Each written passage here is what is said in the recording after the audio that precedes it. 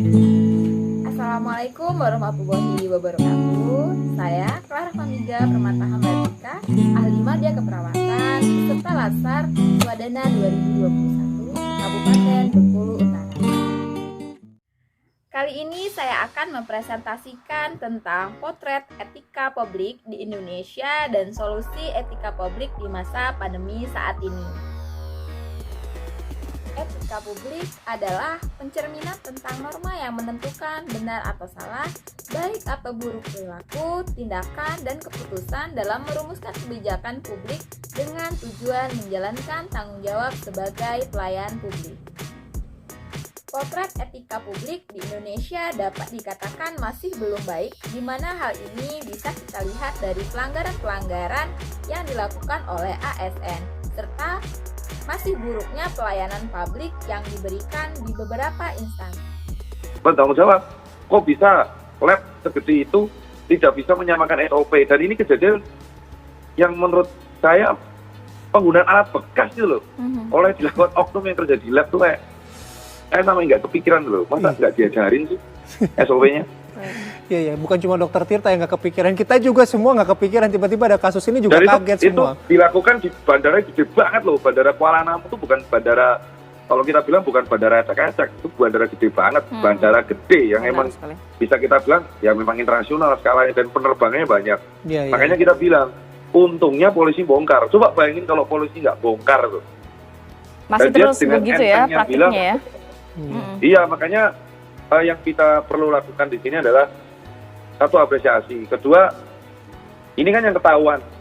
Apakah ada oknum-oknum lain kita nggak tahu. Dan ini menjadikan PR tim teman-teman di Medan itu menjadi agak berat. Menjadi petugas kesehatan yang berdedikasi tinggi terhadap godaan korupsi, di mana saat pandemi saat ini banyak peluang untuk korupsi dikarenakan dana yang tidak sedikit itu. Tapi sebagai ASN atau petugas kesehatan harus tetap memegang sumpah dan harus punya pendirian agar tidak terpengaruh oleh pihak-pihak tertentu.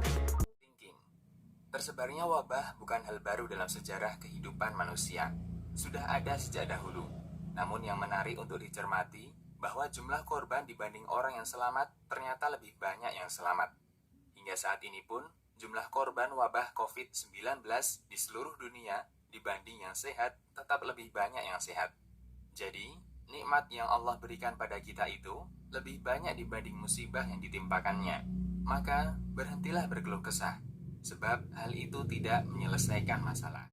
Selalu berpikir positif, di mana metode motivasi yang umum digunakan untuk meningkatkan sikap seseorang dan mendorong pertumbuhan diri. Sederhananya, berpikir positif adalah aktivitas berpikir yang kita lakukan dengan tujuan membangun dan membangkitkan aspek positif pada diri kita.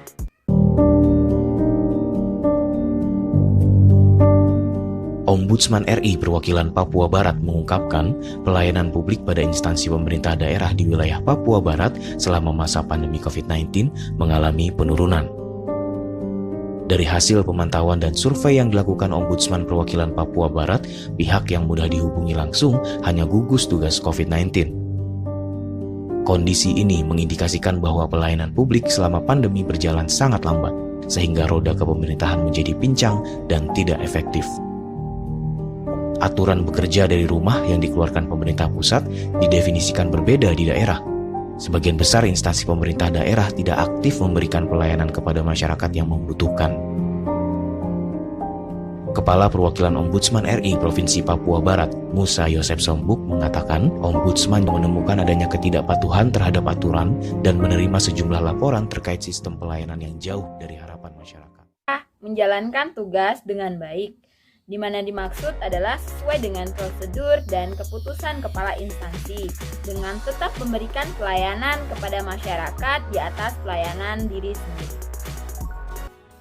Terdapat 26% desa atau kelurahan di Indonesia yang kepatuhan masyarakatnya rendah dalam menjalankan protokol kesehatan memakai masker, dengan mentaati protokol kesehatan yang sudah ditetapkan oleh pemerintah, yaitu dengan 5M.